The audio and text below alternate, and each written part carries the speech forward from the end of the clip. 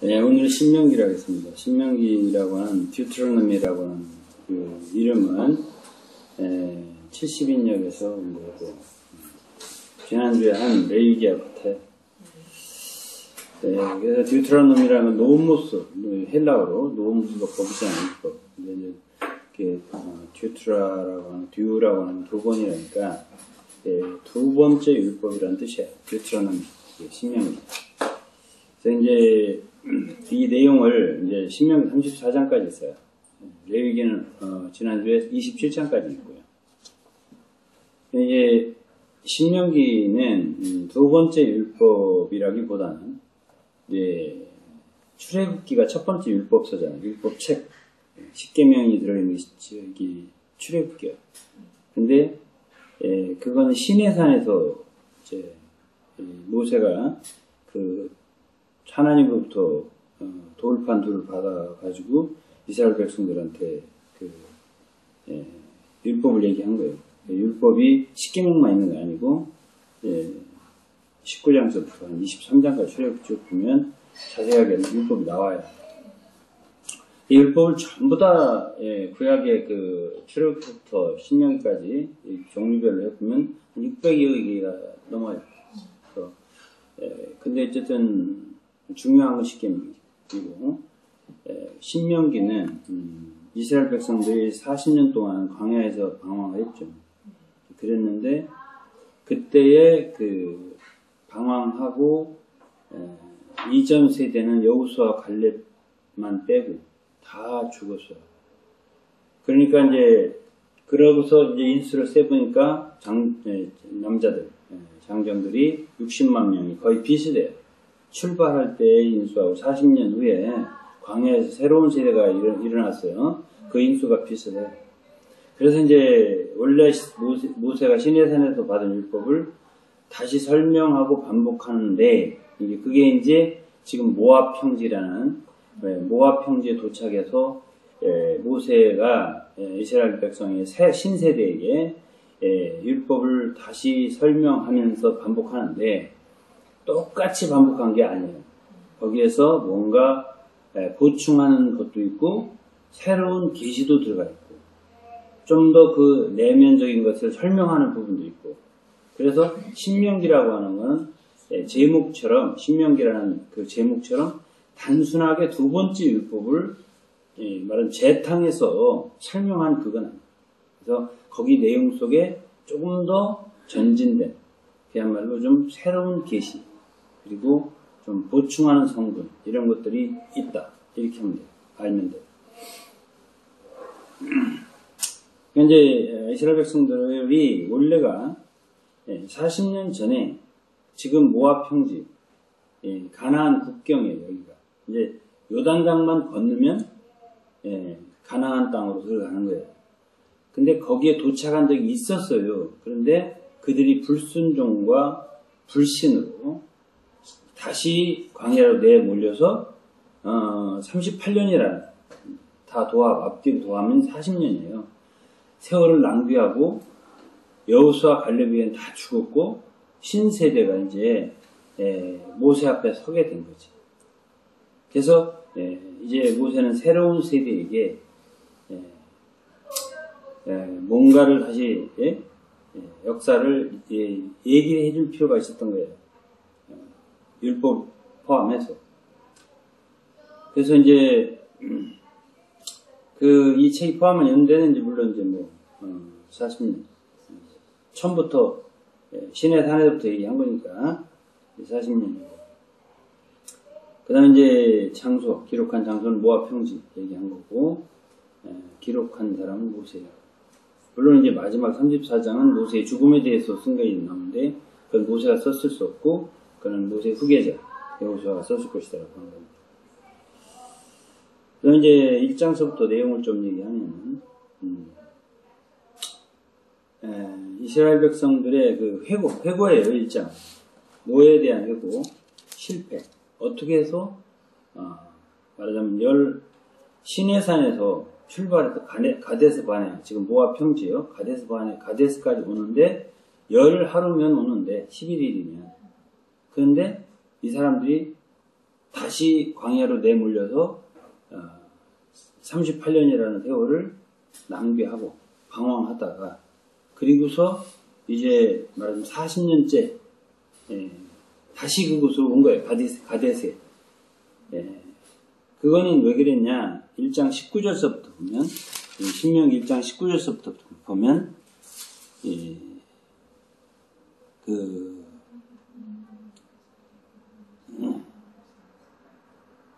어떻게 해서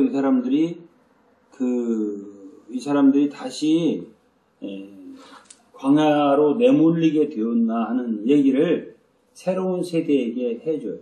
그게 무슨 얘기예요? 정탐꾼들을 보내서 가나안 땅을 정탐해야 되겠다. 그래서 어떻게 가나안을 정복해야 되는가 이런 것들을 이제 한번 조사하자 했는데 그때 이제 26절에 보면 그때 올라가기를 즐겨하지 않았다. 여호와의 명령을 거역하면서 그 10명의 안 좋은 부정적인 정탐꾼들이 그 백성에 대해서 우리보다 훨씬 장대하고 성읍이 크고 성곽이 하늘에 닿고 거기 안악자손이 살고 그래서 우리는 갈 수 없다. 그래서 그 사람들이 불신하고 하나님을 불신하고 믿지 않았다고 했습니다. 그러다 보니까 악한 세대의 사람들 35절에 보면 좋은 땅에 하나도 들어갈 수 없다. 오직 갈렙과 여호수아 둘만이 들어갈 수 있다. 이렇게 말을 했죠.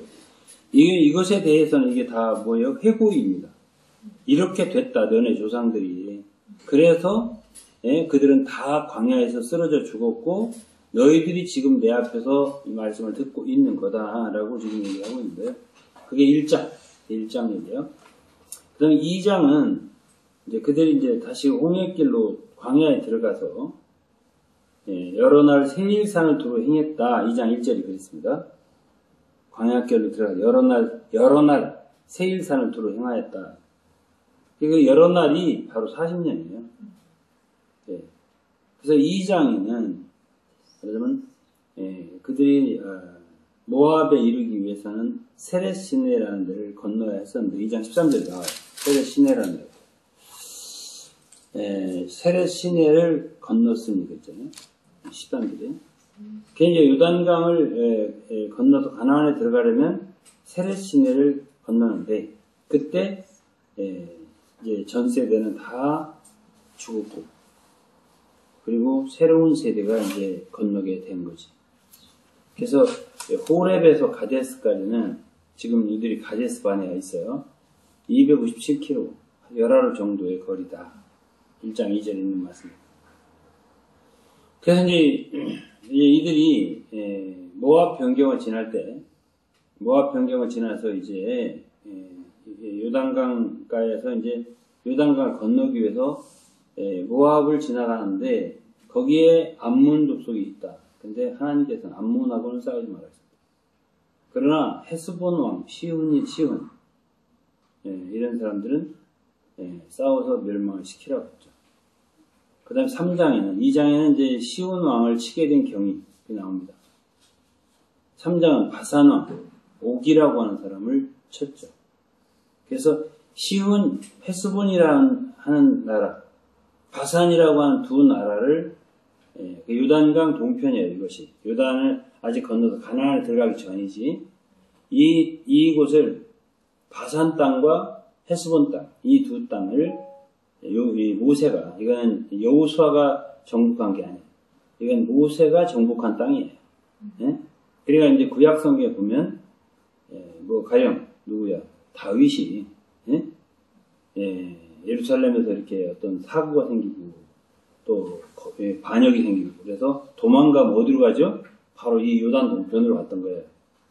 이곳이 바로 말하자면 그 모세가 정복한 땅, 모세가. 그 땅을 르벤과 갓, 므낫세 지파의 절반 이들이 그 땅을 달라고 했어요. 원했어요. 그래서 그 땅을 그들에게 분배해 줬다고. 르우벤과 갓과 므낫세 반지파. 그렇게 해서 해줬고, 그 다음에 이제 3장에는, 후반부에는 모세가 가나안 땅에 왜 들어가지 못하게 됩니까? 그걸 다시 한번 설명을 해준 거예요. 신세대에게. 그 다음에 이제, 자기는 못 들어가니까 하나님께서 여호수아를 후계자로 세워라. 그래서 이제는 여호수아를 후계자로 세운 일, 이것에 대해 설명을 해준 거죠. 그 다음에 이제 이게 3장까지예요. 3장까지의 얘기고, 다음에 이제 4장부터는 율법에 대한 것이에요. 본격적으로. 율법과 제도, 법도 이런 걸 재강론하기 시작하죠. 4장부터. 그래서 이제, 15절 보면 4장, 호렙산 화염 중에서 너에게 말씀하시던 날에 너희가 아무 형상도 보지 못하였다. 그러면서 이제, 여기에서 이제 하나님이 주셨던 말하자면 율법에 대해서 설명을 해주고 있어요. 이것이 이제 지금 4장의 이야기입니다. 그러니까 이제 이 신명기 갖다가 단락을 구분해 보면 1장서부터 4장까지는 주로 과거를 회상한 거예요. 회고한 일이고. 그 다음에 이제 십계명에 대한 강론은 4장 44절부터 보면은 모세가 이스라엘 자손에게 선포한 율법이 이러하니라. 이게 44절. 그래서 이제 4장 44절부터 두 번째 강론을 해서 11장까지 주로 모세 율법에 대해서 설명을 하는 거고, 그때 당시에 어떤 분위기 속에서 율법이 주어졌는가 이런 설명을 자세하게 했습니다. 5장에 보면 4절에 여호와께서 산 위 불 가운데서 너희와 대면하여 말했다. 그들이 불을 두려워해서 산에 오르지 못하고 내가 여호와 너희 중간에 서서 말씀을 너희에게 전했다. 그래서 7절에 보면 이제 십계명을 얘기하죠. 나 외에는 위하는 신들을 내게 있게 하지 마라. 8절에 우상을 만들지 마라. 이렇게 말했죠. 이게 이제 십계명을 다시 이제 한번 강론을 하는 거예요. 이게 4장 44절부터 11장까지. 그런데 이제 12장부터 26장까지는 가나안 땅에 들어가서 어떻게 예배할 것인가, 그런 관련된 명령. 이 12장부터 26장까지. 그 다음에 27장부터 30장까지는 계명을 지키는 자에 대한 축복, 불순종하는 자에 대한 저주. 31장부터 34장까지는 모세의 고별 인사. 이렇게 돼 있어요. 그래서 신명기의 전체적인 주제를 한마디로 말하면 창세기는 뭐예요? 창조, 그리고 타락, 그리고 열조들의 이야기. 출애굽기는 구속이죠. 구속에 대한 그림. 또 레위기는 뭐죠? 레위기는 예배. 어떻게 우리가 하나님을 예배할 것인가, 제사를 어떻게 드릴 것인가, 어떻게 거룩해야 될 것인가, 이것이죠. 그러면 민수기는 전쟁, 어떻게 군대로 편성되어서 싸울 것인가. 신명기는 율법의 말씀을 다시 한번 재조명을 하면서 중요한 건 무슨 얘기냐면은 준행하라. 이 말씀을 순종해라. 그러니까 율법의 말씀을 단순하게 말해주는 게 아니라 이 말씀을 순종해야 되는 말씀이다 라는 걸 강조한 책이 신명기고, 마지막 말하자면 27장에 30장까지의 얘기는 지키는 자, 순종하는 자들은 축복을 받겠지만 불순종하는 자들은 저주를 받는다 하는 얘기를 하고 있죠. 이것이 이제 주로 참 신명기에 가장 중요한 말씀입니다.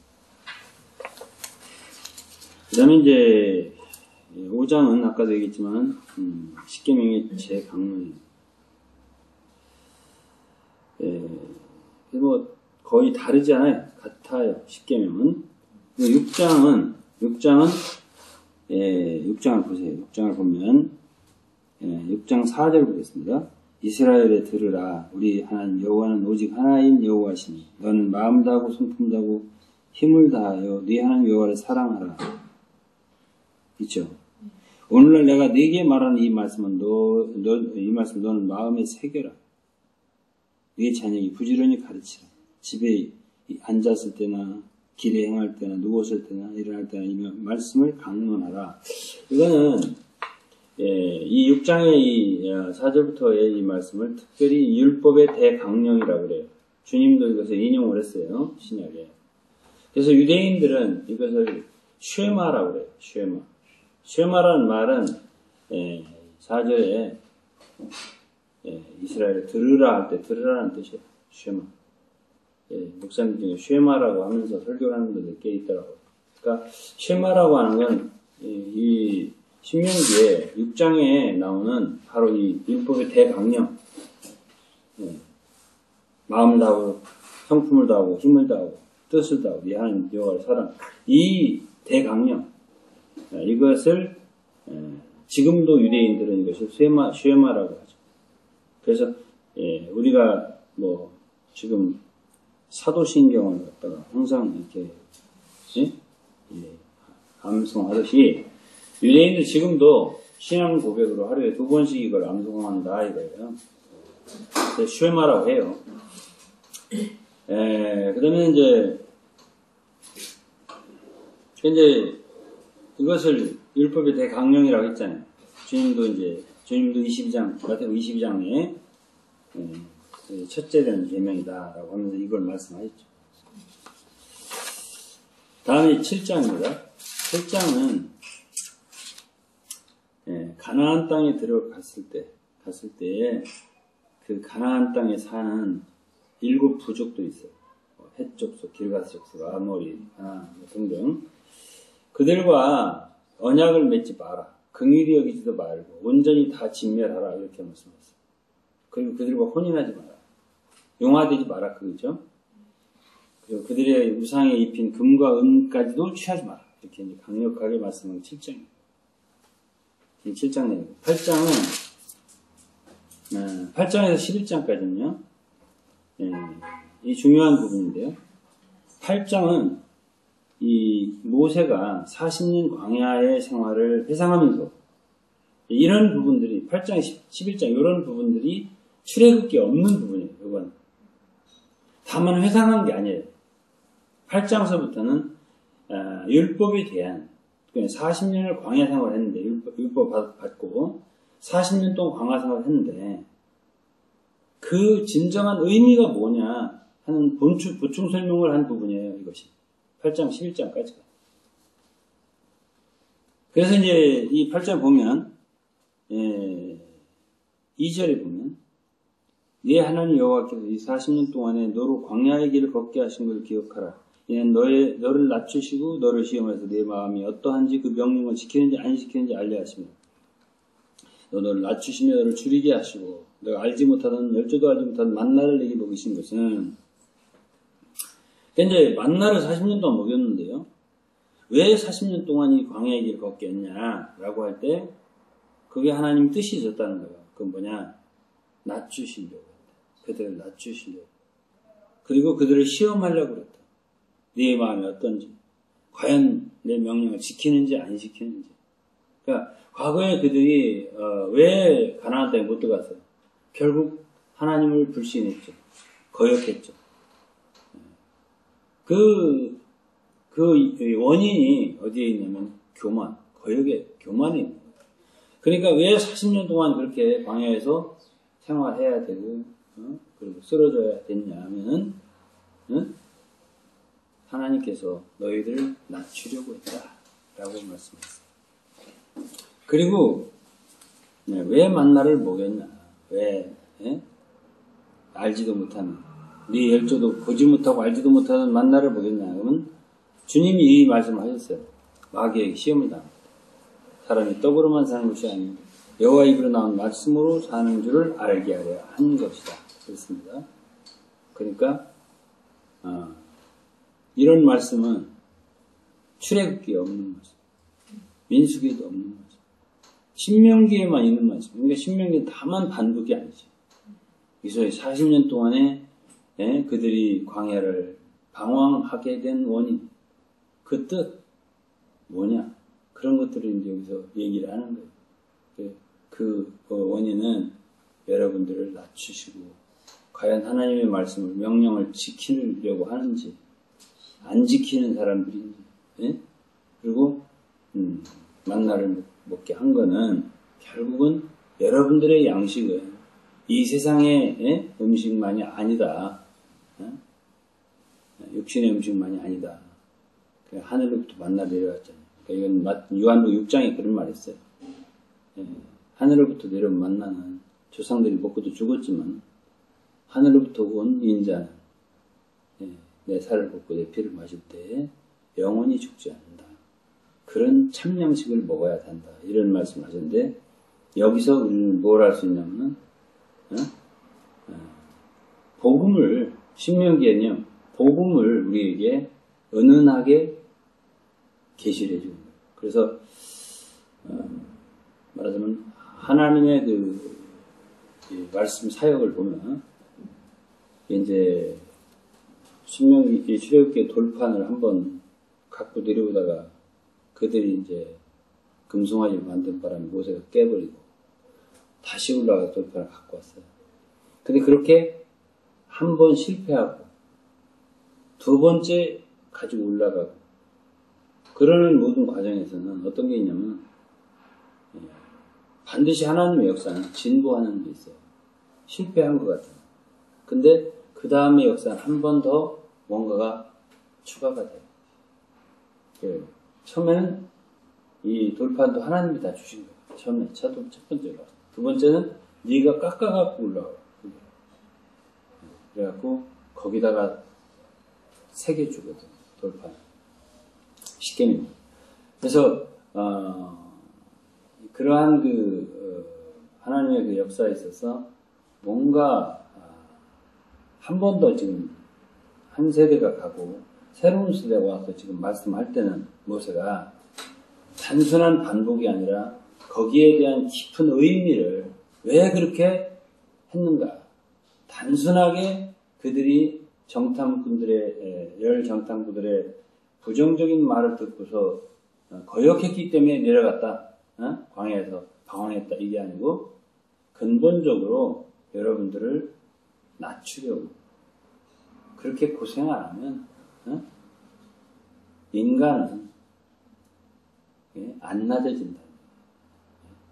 그런 오랜 세월 동안의 방황과 고통 속에서 그러게 알고 그 다음에 그 오랜 세월 동안을 지나봐야 그러면서 하늘에서 만나 내려오는 걸 봐야 한 30-40년을 먹어봐야 그래야 그제서야 사람이 떡으로만 사는 게 아니다. 하나님의 입으로 나온 말씀으로 사는 거구나. 이런 거를 알 수 있다는 거예요. 그래야.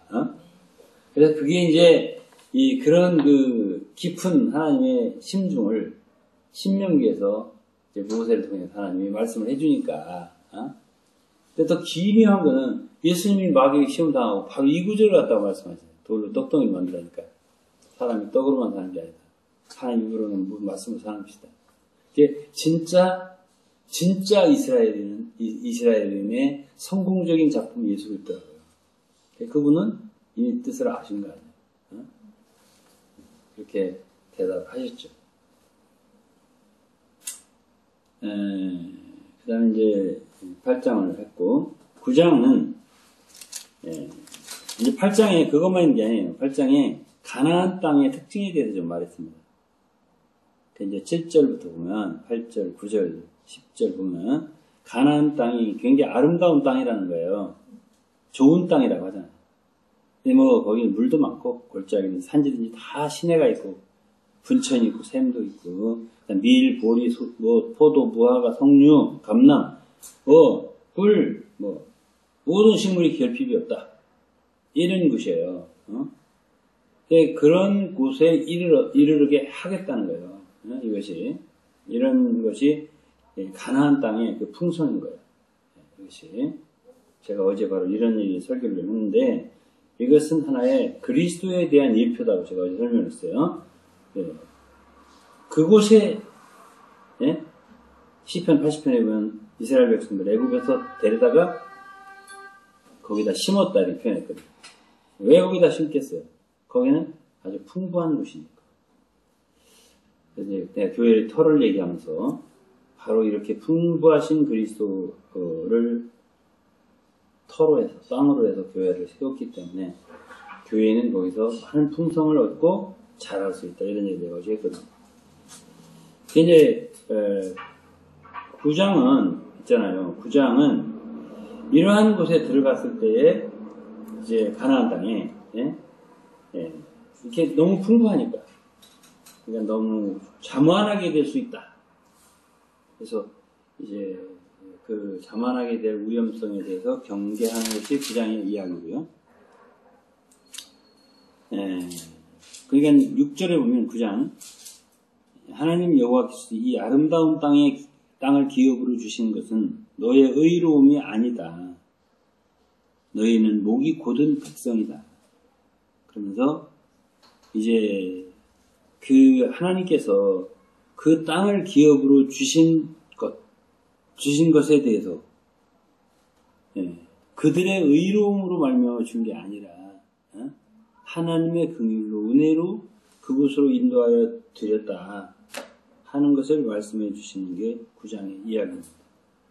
그리고 9장에서 뭘 다시 또 얘기하냐면 모세가 언약의 돌판을 받으려고 40주야를 산에 있었던 일, 내려올 때 산 아래서 금송아지를 만들 우상을 숭배한 일 이런 걸 말해주고 그리고 다베라, 마사, 기브롯-핫다와 등등에서 이스라엘 백성들이 여호와를 경노케 한 사실들. 그래서 이제 그 이스라엘 백성들이 완악하고 완고했다. 그러니까 가나안 땅에 들어가게 된 것이 너네들의 의로, 너네들이 좋은 상태에 있기 때문에 하나님이 드린 게 아니고 너희들은 오히려 이렇게 악한 사람들이다. 교만하지 마라. 라고 말씀해 주는 9장의 얘기입니다. 그 다음에 10장은 모세가 첫 번째 돌판을 깨졌잖아요. 다시 율법을 받으려고 산에 올라갔다. 두 돌판을 3개까지 올라갔다 했죠. 그래갖고 이제 두 번째도 40주야를 산에 머무르면서 물도 먹도 않고 떡도 먹지 않고 그래서 산에서 하나님과 대화하고 그렇게 했죠. 그래서 이제 10장은 여호와를 경외하는 문제, 경외하라. 11장은 여호와를 사랑하라. 그리고 율법을 지켜야 된다. 이렇게 말씀한 게 10장, 11장까지의 얘기입니다. 자, 이렇게 해서 이제 11장까지는 율법에 대한 제 강론 가운데는 8장에 40년 동안 그들이 광야에서 방황했던 그 의미를 좀 자세하게 설명해 준 것이 들어있습니다. 다음 12장부터 이제 16장까지는 좀 다른 거예요. 율법에 대한 게 아니에요. 그러니까는 뭐 율법은 율법이지만 그래도 율법에 대한 제 강론은 사실 11장까지 끝난 것이고요. 12장부터는 종교적인 규례입니다. 즉 다시 말하면 12장부터는 그들이 가나안 땅에 들어가면은 아무데서나 제물을 드리지 마라. 그랬어요. 그래서 반드시 여호와께서 택할 곳, 당신의 이름을 두시려고 택할 곳. 12장 5절에 보면 자기 이름을 두시려고 너희 모든 지파 중에서 택하신 곳은 그곳으로 그 거하실 곳으로 나아가. 이게 어디죠? 성전이죠. 성전이 세워질 곳. 그곳이죠. 거기서 번제와 희생과 11조 여러 가지 드려라. 이걸 계속 얘기해요. 한 번 얘기하는 게 아니에요. 11절 너희는 너희 하나님 여호와께서 자기 이름을 두시려고 한 곳을 택하실 그곳으로 나의 명하는 것을 모두 가지고 가서 제물을 드려라. 그래서 이스라엘이 나라가 나눠지는 건 하나님이 허락하셨어요. 그렇죠? 북이스라엘, 남유다 이렇게 했지만은 성전은 예루살렘 성전 오직 하나만 세우겠어요. 그게 모리아산이에요. 예? 다윗이 오르나는 타작마당에서 제물을 드렸잖아요. 번제를 죄를 졌을 때 이스라엘 7만 명이나 죽고 사무엘하 24장 기록되어 있어요. 근데 거기에서 성전을 지으라고 했잖아요. 거기다가. 그래서 역대하 3장 1절에 보면 솔로몬이 아브라함이 이삭을 드린 모리아산 그리고 다윗이 거기서 제물을 드린 아라우나의 타작마당 그곳에다가 성전을 지었다는 기록이 나와요. 역대하 3장 1절 말씀입니다. 근데 그 장소 바로 그 경배의 중심지 그는 하나님이 정한 곳 모리아산이죠. 나중에 시온산이라고 불렀어요. 그곳에다가 성전을 세워라. 그리고 그곳에서만 예배해라. 나라가 나눠지더라도 성전은 2개, 3개가 될 수 없다. 근데 이제 이스라엘로 분리가 됐을 때 이스라엘 첫 번째 왕이 누구? 여로보암이지. 여로보암이 죄가 뭐예요? 예? 지들 멋대로 베델 하나에다가 단은 북쪽이고 베델 남쪽이죠. 다가 경배의 성소를 자기들 나름대로 만들고 그걸 산당이라고 했어요. 그래서 거기까지 가지 마라. 여로보암 왕이 이스라엘 자기들 백성들한테 예루살렘 유다 나라 유다 나라는 유다하고 베냐민 유다 지파 베냐민 그 둘이 이제 유다 나라 형성하고 나머지 10지파는 다 이스라엘 형성하고 근데 이스라엘 나라의 수도는 사마리아 있잖아요. 처음에는 이제 다른 데 하다가 이제 한두 군데 거쳐서 사마리아로 왔어요. 수도가 사마리아 되고 여기는 유다는 예루살렘이에요. 근데 나라가 나눠지더라도 성전은 이곳저곳에서 세울 수 없다. 1년에 3차씩 이스라엘 백성은 다 어디로 가야 하고? 예루살렘 성전. 거기서 예배드려요. 그때는 신앙, 종교에서는 나누면 안 된다. 그래서 이제 하나의 성전을 유일한 한 군데를 선택해서 해야 된다. 강조한 게 12장 얘기다. 그 말이에요. 그거 왜 그러겠어요? 신앙에 있어서는 나눠지면 안 된다. 그 얘기가 되고, 단 13장은 우상숭배를 금지하는 내용입니다. 십계명을 이제 보시면, 출애굽기 20장에도 그렇고, 또, 신명기 5장, 6장도 보면, 그렇고, 십계명을 얘기할 때, 10가지 중에서, 특히 하나님께서, 많이 말씀하신 게 뭐예요? 5장 8절에 보세요. 자기를 위하여는 자기를 위하여 새긴 우상을 만들지 말고, 그죠? 우상을 만들지 말라는 얘기가 막 길어요. 예? 출애굽기 20장도 그래요. 출애굽기 20장에도 다른 건 도둑질하지 마라, 간음하지 마라 한마디씩이에요. 예? 나 외에 다른 신을 두지 마라, 이건 한마디씩이에요. 근데 이 우상을 섬기지 마, 제2계명이잖아요. 이건 길어요. 출애굽기 20장에도 4절, 5절이 굉장히 깁니다. 보면은 1계명은 나 외엔 다른 신 되게 하지 마라. 딱 한마디. 3계명도 4계명도 3계명도 여호와 이름 망령되어 있겠지만 한두 마디 하시고 안식일을 기억하는 것도 한마디 하시고 한두 마디 하시고 안식일을 기억, 안식일 조금 많이 맞아요. 안식일은 좀 많이 맞았어요. 그 다음에 이제 부모를 공경하라. 한두 줄. 살인하면 한마디고. 가늠하지만 한마디고. 도둑이라면 한마디고. 이렇게 얘기를 하는 걸 보면, 우상숭배에 대해서는 하나님이 특별히 강조를 하셨어요. 그래서, 예, 그런 말까지 하시네요. 나 여호와 너희 하나님 질투하는 하나님이지.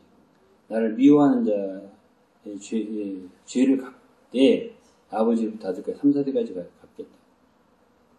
미워하는 걸 얘기했다. 우상숭배하면. 나를 사랑하고 계명 지키는 자는 천대까지 내렸다. 그러니까 우상숭배하는 걸 제일 싫어하신다. 이렇게 생각합니다. 근데 이걸 어겼다니까. 모세가 그 돌판을 갖고 내려오는데 금송아지 못했죠. 하나님이 다 진멸해 버리겠다고 하셨었어요. 출애굽기 보면. 그래서 이제 13장은 우상숭배자들을 금지하는 장이. 그 다음에 이제 거짓 선지자, 꿈꾸는 자, 이런 사람들을 조심하라고 했습니다. 아무리 친해도 우상숭배자들은 돌로 쳐 죽이라고 했습니다. 아주 불살라버려. 그런 말씀 하셨습니다. 그럼 14장은 이방 종교의 풍습, 그런 뭐 문신하는 거 이런 거 있잖아요. 몸을 베고 눈썹 사이 이마털을 밀고, 아니 목사님들도 그런 사람이 있더라니까. 눈썹을 밀고 까맣게 다시 칠하고 이런 거. 요즘은 많이 하더라고요. 네? 문신을 요즘은 많이. 하지만 하지만 눈썹 문신. 그날까지. 눈썹이 너무 없어서 그런다. 그래서 그날까지 문신이라고 해. 자기야 여기 눈썹은 아니야. 눈썹 사이에 이마 위에 털을 민다. 그런 거 하지 말고 했고, 다음에 레위기 11장에 그 부정한 음식을 먹지 말라는 거 제가 지난주에 얘기를 자세하게 했죠. 그걸 다시 한번 말하기 14장이에요. 그럼 15장은 매 7년마다 채무를 면제해줘요.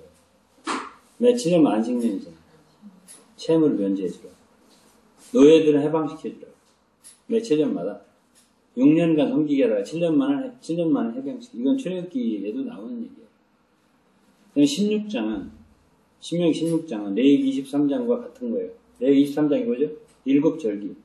근데 16장에서는 신명기 16장에서는 강조한 게 3대절, 6월절, 오순절, 추석. 그것은 항상 모이라고. 예, 성전, 예루살렘 성전에. 이것이 16장. 다음에 17장부터 26장까지는 12장부터 16장이 이제 어떤 종교적인 거 관련된 규범들이라면 17장부터 26장까지는 정치사회, 이스라엘 정치사회기구, 규율에 대한 거예요. 뭐 그렇다 해서 종교적인 것들이 잘 없지는 않지만은 그래도 국가적인 것들이에요. 근데 이제 12장부터 16장까지는 종교적인 것들이에요. 뭐 어디서 모여야 된다, 뭐 어떻게 해야 된다 이런 것들, 또 절기를 어떻게 지켜야 한다는 그런 것들 하면 17장부터는 이제 사회 국가적인 측면에서 이제 진짜 법이야 이건. 가령 다른 신을 섬긴다든지 우상을 숭배하는 사람들이 있다 할 때는 어떡하냐, 남자든 여자든 돌로 쳐 죽여라 이거예요. 또 살인이나 폭행 등이 발생했을 때는 어떡하냐, 지방재판소 이제 제1 그 하급심이 뭐지 우리나라에서 제1심 지방법원. 그래서 이제 결정하기 어려울 거면 대법원 중앙성소로가 상고를 해라. 이게 17장에 나오는 얘기고, 왕으로 세워지는 사스자, 왕정이 될 때가 온다. 이것도 이제 이미 누가 얘기했죠? 모세가 이미 얘기했어요. 그냥 이 모세 시대 이후에 그 가나안 정복사가 있고 한 16년 돼요. 그 다음에 사사시대가 와요. 사사시대가 한 400여 년 됩니다. 그러니까 사사시대 이후에 결국 왕정이 되는데, 그 왕으로 세워지는 것에 대한 예언이 모세 때 이미 이루어졌다. 16장에 나오는 얘기예요. 근데 왕이 되는 사람은 아내를 많이 두지 말고 말을 많이 두지 마라. 그랬습니다. 그리고 율법서를 항상 곁에 두고 읽어야 한다. 이렇게 이제, 왕 되는 자에 대한, 조심해야 할 점을 얘기했습니다. 17장은 제사장과 왕, 통치자들에 대해서 말씀하신 다음에 18장은 레위인과 제사장이 받을 말하자면 정당한 분기 그런 말이 있습니다. 레위인과 제사장들에게 공급해야 된다 그런 얘기입니다. 그 다음에 복술자, 요술 행하는 자, 무당, 신접자, 박술 이런 사람을 가나안 땅에 용납하지 말라 이런 얘기했고 18장 15절은 이 사도행전에서 인용하는 구절인데 너희 중 네 형제 중에서 나와 같은 선지자 하나를 너희를 위하여 일으키시리니 이건 그리스도에 대한 예언이에요. 이제 사도행전 초반부에 인용을 했지. 사도행전 7장 37절. 그리고 거짓 선지자를 조심하라. 그럼 거짓 선지자 어떻게 아냐? 그의 말에 증언이 없는 것으로 증명할 수 있다. 신약에서 주님은 열매로 그들을 안다 이렇게 말씀했죠. 그의 말에 증언이 없다. 이루어지지 않는다는 거예요. 그런 말을 보고 그들이 거짓 선지자다. 그러니까 이 거짓 선지자를 조심해야 한다는 말은 주님도 하셨어요. 19장은 도피성에 대한 것이죠. 그래서 모세는 도피성을 요단 저편, 동편에다가 3군데, 그리고 서편에다가 가나안 땅이죠. 3군데, 6군데를 두고서 혐오이 없이 사람을 죽인 자, 살인자라고 해서 다 처벌하는 게 아니다. 죽일 어떤 의도가 없이 어떻게다 도끼질을 하다가 자루에 도끼가 빠져가지고 죽었다. 라든가 뭐 이런 거 있을 거 아니에요. 그럴 때 그 사람 원수로부터 원수의 보복으로부터 보호하려니까 어떻게 해요? 도피성을 만들어서 그곳에 들어가면 그 사람을 보호해줘라. 이게 이제 도피성 제도인데요. 도피성 얘기가 많이 나옵니다. 그냥 하나의 복음의 예표예요. 예수를 믿은 사람들은 다 의도 없이 죄진 사람들이고요. 예수를 안 믿는 사람은 다 의도 있게 죄진 사람이 되어버려요. 할 수 없어요. 그래서 예수를 믿는 사람들은 다 그 죄가 아담으로 말미암아서 죄를 지은 것이 되잖아요. 그리고 그리스도께서 용서한 게 되잖아요. 그러니까 그건 이제 혐오이 없이 좀 살인하는 것이 되는 것이고 끝까지 회개를 안 해. 그럼 다 자기 의도를 지은 것이 되는 거예요. 복음이라고 하는 건 믿을 때 참 우리는 저 그리스도로 말미암아 그런 참 보복한 정죄하는 그 심판으로부터 보호받을 수 있는 제도가 바로 이때 모세 때 이미 세워진 거죠. 그 다음에는 선이 정한 이웃의 경계표를 이동하지 마라. 뭐 공의에 해당하는 거예요. 자기 땅을 넓히려고 이렇게 이동하지 마라 이거죠. 또 죄인을 재판할 때 두세 증인의 입으로 사건 확정해라. 그러니까 한 사람 말만 듣고서 죄를 묻지 마라. 최소한 두세 사람의 증인을 해야 된다. 이건 이제 주님을 그 사람들이 정죄할 때도 이게 이렇게 하려고 하면 잘 안 됐죠. 예수님 갖다 정죄하려고 하면 두세 증인이 필요하니까. 20장은 전쟁에 대한 규례입니다. 이스라엘이 어떤 나라하고 붙어도 강한 군대를 하더라도 두려워하지 마라. 하나님이 친히 너희를 싸워주기 때문이다. 전쟁할 방법에 대해서 먼저는 항상 평화를 선언해요. 그 다음에 그 사람들이 굴복하고 항복하고 성문을 열면 조공을 바치게 하고 너희를 섬기게 하고 남자들은 다 죽여라 이 대신 너희를 대적하면 남자 다 죽이고 여자나 가축 등은 죽이지 말고 취하라 이렇게 했습니다. 그 다음에 21장은 피살한 사체가 발견이 됐다 할 때는 또 살인자가 누군지 모를 때는 그 피살된 사체가 발견된 지점에 가장 가까운 성읍의 장로들을 모아가지고 그들이 암송아지를 취해서 제물로 삼고 무죄한 피를 제하는 제사를 지내야 된다. 이게 21장이고 예를 들어서 전쟁에서 이제 여자는 살려도 된다 했잖아요. 살려줄 때 포로로 된 여자를 아내로 삼는 경우는 이스라엘 남자들은 반드시 그냥 얼른 데려다가 아내로 삼으면 안 되고 그 여자의 머리를 밀어라 쳤잖아요. 손톱을 베라. 그리고 그 부모를 위해서 1개월 동안 애국을 하는 일련의 과정을 거치고 그런 다음에 아내를 삼아라. 그랬습니다. 말하자면 쉽게 아내를 포로로 잡은 여자 쉽게 이렇게 취할 수 있는 게 아니다. 충분히 그녀로 하여금 참 애국하고 애도하는 그런 기간이라든가 여러 가지 참 모든 행동을 하게 하고서 취해라 이런 뜻이고요. 그리고 이제 일부 다처제 같은 경우 이제 이스라엘 남자들이 여러 부인을 취하했다. 그것이 일부 다처 허용한다는 뜻은 아니에요. 그렇게 됐을 경우 그럴 때 미움받는 아내의 소생이라 하더라도 첫 번째 그러니까 그 누가 그랬지 야곱이 첫 번째 여자가 자기가 그렇게 이뻐하는 사람 아니었어요. 레아라고 하는 여자. 두 번째 여자가 이제 라헬이라는 여자가 제가 사랑하는 여자였죠. 그렇지만 미움받는 아내의 소생이라고 하더라도 그가 장자라면 그에게 상속권이 있다. 이렇게 이제 판결을 했죠. 다음에 이제 18절로 21절. 지금 우리 21장 하고 있는 이 완악하고 폐역한 자식은 부모가 성읍 장로들에게 말을 해가지고 말하면 성읍 모든 사람들이 돌을 쳐주게.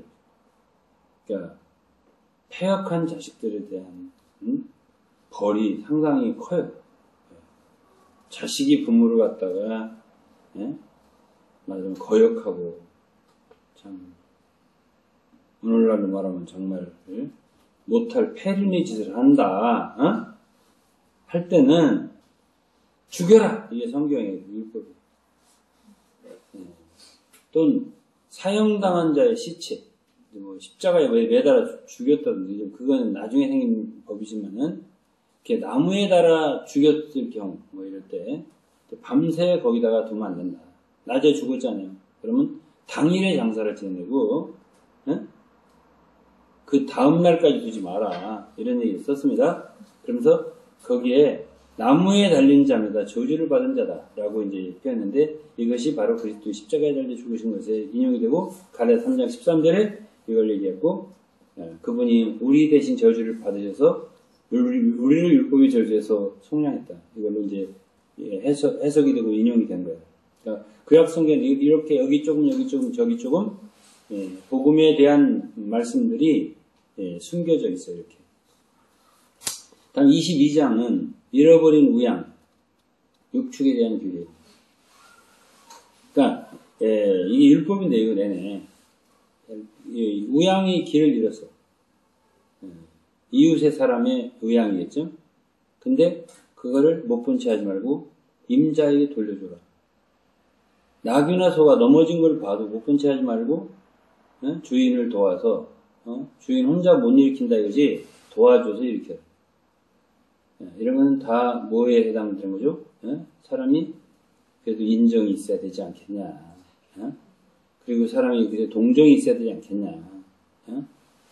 그런 이웃을 좀 도와줘야 되지 않겠냐.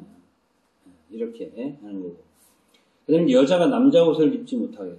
남자가 여자 옷을 입지 말아야 해라. 이건 가증한 거다. 여자와 남자를 구분해라. 분명히 구분해야지. 여자는 남자 옷을 입지 못하게 해라. 이렇게 했습니다. 하나님이 확실히 하나님은 이런 것에 있어서 섞이는 걸 싫어하세요. 근본적으로. 그 다음에 새의 보금자리에서 어미새가 새 새끼와의 알을 푸는 것을 보면 어미새와 새끼를 아울러 취하지 마라. 어미는 놓아주라 그랬습니다. 너무 잔인하지 마라. 그 얘기입니다. 포도원에 두 종자를 섞어 뿌리지 마라. 그러니까 포도원이면 포도만 뿌려라. 그거예요.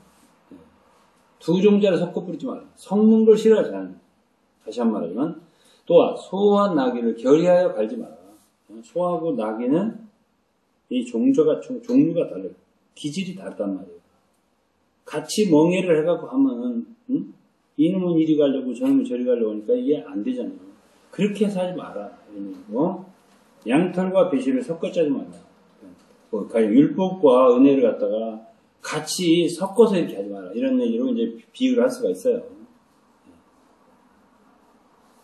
그 다음에 이제, 여자의 처녀성 문제, 또 간음의 문제, 또 어떤 사람이 아내를 취해서 동침만 후에 미호해서 내치려는 경우, 또 실제로 부정을 행한 경우, 여러 가지를 다 얘기하고 있는 22장입니다. 23장은 여호와의 총회에 들어올 수 없는 자, 누구냐? 신랑이 상한 자, 신을 배인 자, 성적 불구자, 못 들은다. 사생자, 영원히 못 들은다. 사생자는 안 된다 그랬어요. 암몬, 모압 사람도 안 된다. 에돔, 애굽인도, 얘는 에돔, 애굽 사람 좀 나아요. 3, 4대가 지나면 총회에 들어올 수 있습니다. 이때 당시에는 이렇게 민족의 구분이 철저하게 있었습니다. 지금은 모든 이방인들 다 주님께 나오시고 하나님 아버지를 모실 수 있는 시대예요. 하지만 그때는 아니죠. 오직 택한 이스라엘 백성들만 총회에 들어갈 수 있었죠. 그 다음에 23장 9절로 10절은 전쟁에 나아갈 때 배설물을 어떻게 처리하는가 이런 얘기. 깨끗한 몸으로 나가서 전쟁에 된다. 죄가 없어야 된다는 뜻이에요. 다음에는 이스라엘 여자 중에는 창기가 있을 수 없고 남자 중에 미동이 있을 수 없다. 그들이 번 돈은 결코 여호와의 전에 갔다가 드릴 수 없다. 형제에게 돈을 꺼주고 이자를 받지 마라. 또 서운한 게 있다면 하나님께 갚아라. 더디하면 안 된다. 또 이웃의 포도원이나 곡식밭에 들어갈 때는 따먹는 건 가하지만 그릇에 담아갖고 가거나 낫을 곡식밭에 대면 안 된다. 그냥 가서 먹는 건 낫더라. 뱃속에는 채우면 괜찮다. 24장은 이혼과 재혼에 대한 얘기. 이제 마태복음 19장에서 예수님랑 유대인들이 아내에게 어떤 일이 있으면 이혼 증서를 내주고 내버릴 수 있냐 이걸 얘기하는데 이 24장에는 어떠한 경우가 써 있어요. 근데 세월이 지났을 때 유대인들은 그냥 마음에 안 들면 이혼 증서를 내서 보내면 됩니까? 이렇게 예수님이 보였잖아요. 그때 예수님이 뭐라 했어요? 본래는 그렇지 않다. 사람이 완악한 거로 모세시대 이걸 허락한 것이다. 그랬죠. 이 얘기가 24장입니다. 다음에 사람이 아내를 취했을 경우는 최소한도 1년은 그 남자를 군대에 보내지 마라. 무슨 직무든지 맡기지 마라. 1년 동안은 아내를 즐겁게 해주라. 그랬습니다. 이 모든 건 하나님의 성품이에요. 하나님의 성품. 하나님 얼마나 인자로우신가, 자비로우신가. 또 맷돌 전부. 그때는 다 뭐든 갈아먹었을 거 아니에요? 그 맷돌 전부나 윗짝을 전당 잡지 마요. 왜 그러냐? 그걸 못 먹잖아요. 예? 그러니까 암만 그 사람이 빚을 졌다 하더라도 맷돌 들어오지 마라. 그래서 갈아먹어야 할 거 아니냐. 그 얘기죠. 그다음에 유괴범. 유괴범은 죽여라. 엄벌. 했습니다. 문둥병자에 대해서는 어떻게 해라. 이거는 이제 제사장에 가서 어떻게 하라. 이런 말씀이 나옵니다. 그 다음에 이웃에게 뭔가를 꼬아줄 때 이걸 꼬주면서 담보물을 갖고 그 집에 들어가서 네가 갖고 좀 마라. 넌 바깥에 서 있다가 네게 꾸는 사람이 담보물 그 집에서 갖고 나와서 주면 하더라. 이런 식으로. 사람이 그렇게 너무 참 무례하고 그거는 하나님의 백성의 표시가 아니라는 거예요. 욕심 많고 그리고 함부로 하고 그러면 싫어하신다는 말이죠. 이게 다 악한 거거든요. 사실은 하나님 선한 걸 좋아하시고 또 공공하고 빈한한 품꾼은 너희 형제들이 우겨하는 계기든지 당일에 품삯을 주고 당일에 주라 이거야. 품삯을 다음날 주겠다 이렇게 하지 말고 바로 그날 주어라. 얼마나 고대하겠느냐 이라고. 아비는 자식들을 위해서 죽지 않는다. 자식들의 죄 때문에 아비가 죽지 않는다. 자식들은 아비 때문에 죽지 않는다. 다 자기 죄로 자기가 죽어야 된다. 이렇게 말씀하셨어요. 객이나 고아의 송사를 억울하게 하지 말고, 예? 불쌍한, 변호해 줄 수도 없는 그런, 객이나 고아들의 송사를 억울하게 하지 말고, 과부의 옷을 전당 덮지 마라. 예? 과부들을 갖다가 좀 돌봐줘라. 입을 거 그것밖에 없는데 과부를 갖다가, 옷 싹 가지고, 이렇게 하면 안 된다. 그냥, 추수할 때 곡식 한 옷을 한 단을 밭에 입었다. 그러면 놔둬라. 그것까지 싹싹 가져오지 마라. 객과 고아들 그거 먹고 그거 주워다가 먹을 게 아니냐. 감람나무나 이런 포도 같은 걸 딸 때 좀 남은 게 좀 있으면은 좀 고아 가부들을 위해서 또 객을 위해서 그걸 남겨둬라. 싹싹 다 따오지 마라. 너희들도 애굽에서 종됐던 걸 기억해라. 이런 말씀 하셨습니다. 그 다음에 25장은 형벌을 집행할 때 이제 곤장을 때리는 거예요. 한도는 40대다. 바울도 이거나 3번 맞았다는 거예요. 40에 하나 감한 대를 3번 맞았으면, 여기 이제, 고린도서 11장에 나온 말씀인데요. 이거에 근거한 거예요. 그러니까 40을 안 넘으라니까는 한 대 덜 때린 거예요. 39대 맞은 거예요, 한 번. 그렇게 했죠. 과도히 때리지 마라. 그렇게 했습니다. 그 다음에, 맏형이 자식이 없이 죽는 경우는 동생이 형수와 결혼해서 낳은 처아들로 죽은 형의 감을 있게 해라. 이게 이제 계류의 상속법이죠. 만약 동생이 그러지 않겠다. 그러면 형의 아내가 거부한 동생의 발에 신을 벗겨가 얼굴에 침을 뱉으면서 뭐라고 하라고 했어요. 근데 어떤 여자가 남편을 위기에서 자기 남편이 위험하다고 해갖고 상대편 남자의 음낭을 잡으면 여인이 손을 찍어버리라 했습니다. 여자들이 너무 당돌하고, 너무 이렇게 참 유치하게 나오면 안 된다. 이런 뜻도 되겠습니다. 공정한 저울추를 갖고 상거를 하라. 저울추 갖다가 속이지 말라는 뜻이죠. 공의로운 하나님의 성품을 얘기합니다. 아말렉은 완전히 진멸해라. 이런 말씀이십니다. 아말렉 사람들, 이제 사무엘 시대를 넘어서 다윗 시대로 갈 때 아말렉 사람들이 나와요. 그건 다 진멸해야 될 대상이에요. 사울 왕이 아말렉을 다 진멸하는데 아각이라는 왕을 살려주고 이게 문제가 생기고 있어요. 26장은 사회적 규례에 대한 마지막 장인데요. 가나안에 들어갔을 때는 첫 소산의 만물, 천년을 거두어서 중앙 성소, 나중에 성전이 된 거죠. 예루살렘 성전. 거기서 감사를 드려라. 레위인과 하나님의 종들, 우매한 객과 잊지 마라. 그들 함께 즐거워해라. 그 다음에 11조라는 얘기 했고요. 그리고 레위인과 객과 고아들, 과부들을 성문에서 배부르게 해라. 배고프게 또 놔두지 마라. 그랬습니다. 그 다음에 이제 거의 다 했습니다. 27장서 30장까지는 율법의 재강론의 결론이에요. 이때에 이제 이게 세 번째 파트예요. 신명기에. 첫 번째 1장부터 4장 33까지는 뭐예요? 회고. 4장서부터 26장까지는 뭐예요? 율법에 대한 재강론. 세 번째는 여기 27장부터인데 무슨 얘기죠? 말씀을 잘 지키라는 당부. 그리고 말씀을 잘 지키면 축복이 있지만 어기면 저주가 있다. 그 얘기를 하는 건데, 여기서 이제 모세는 이스라엘 백성들에게 돌들을 세우고 석회를 바르고 율법의 말씀을 기록하라고 해요. 그런 다음에 축복의 산 그리심, 저주의 산 에발산에 말하자면 12지파 6지파씩 나눠서 세워요. 에발산에 6지파, 또 그리심산에 6지파 이렇게 세우고서 레위인들이 12가지 저주를 선포하면 백성들이 아멘 하고 하다 그래요. 12가지 저주는 10계명 중에 4개.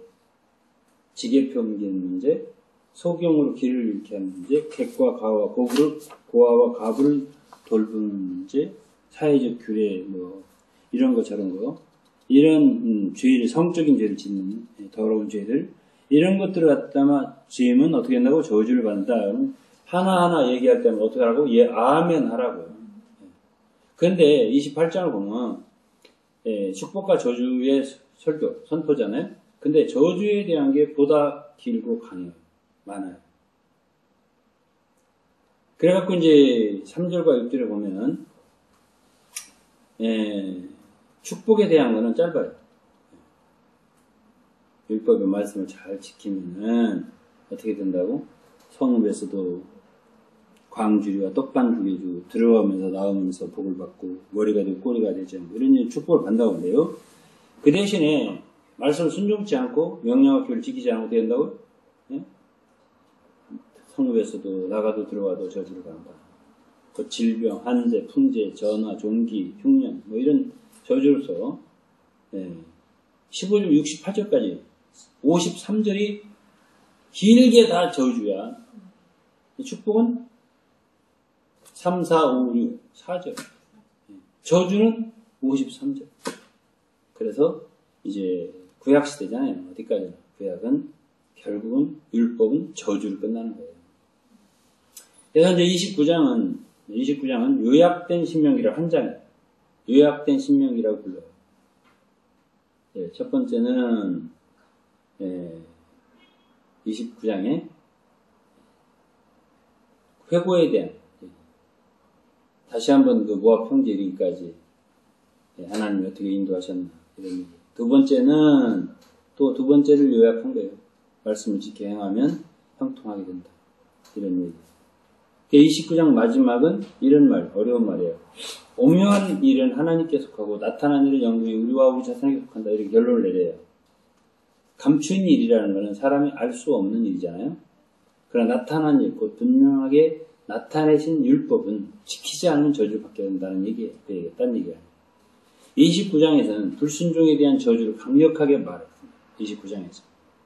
그러니까 29장은 결국은 신명기 전체에 대한 요약을 한 장에 말한 것이 29장. 30장은 이스라엘에 대한 위로와 회복 시에 얻을 긍휼을 얘기했습니다. 30장이 중요한 장이에요. 신명기에서 잊어버리지 말아야 할 장이 몇 개 있는데 첫째는 8장, 둘째는 12장, 셋째는 30장이에요. 30장이 굉장히 중요한 장이에요. 29장까지만 읽고서 끝나면은 절망스러워요.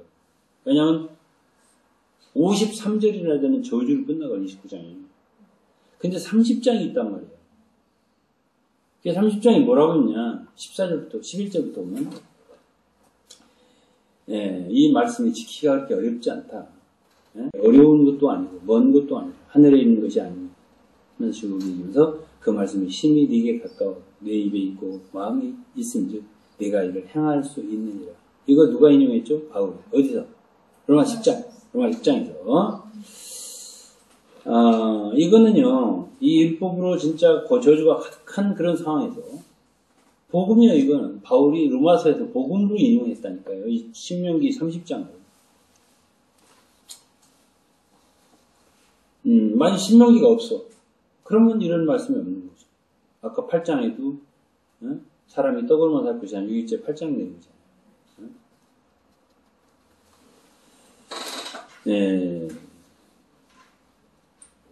그렇지만 또 이제 30장에 15절로 20절에는 생명과 사망, 복과 화를 이스라엘 앞에 둔다 이렇게 말하고 여호와를 사랑하고 율법을 준행하면 생명으로 꼭 복을 받는다. 우상을 숭배하면 사망과 화를 당한다 이렇게 말을 했습니다. 그러니까 우상 숭배에 대해서는 굉장히 강하게 말씀을 했고 자 거의 다 끝났습니다.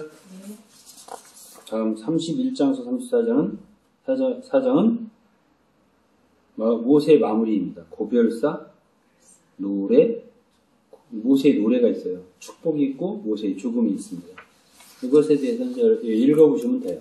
그래서 34장에 모세 느보산이라는 곳에 올라가서 하나님께서 보여준 약속의 땅, 가나안 땅만 바라보고 120세를 일기로 임종을 했습니다. 이스라엘 백성들은 모세를 애국하기 위해서 30일간을 장례기간, 애국하는 기간을 정했고 그렇게 했죠. 그래서 34장 부분은 모세가 죽은 후의 일이기 때문에 후계자 여호수아가 기록했을 것으로 우리가 보고 있습니다. 9절, 12절은 모세가 후임 지도자 여호수아에게 안수한 얘기가 나오고 안수한 후에 지혜의 신이 여호수아에게 충만했다. 이렇게 마무리를 했습니다. 이것이 오늘 우리가 본 신명기의 대체적인 말씀이 되겠습니다. 감사합니다.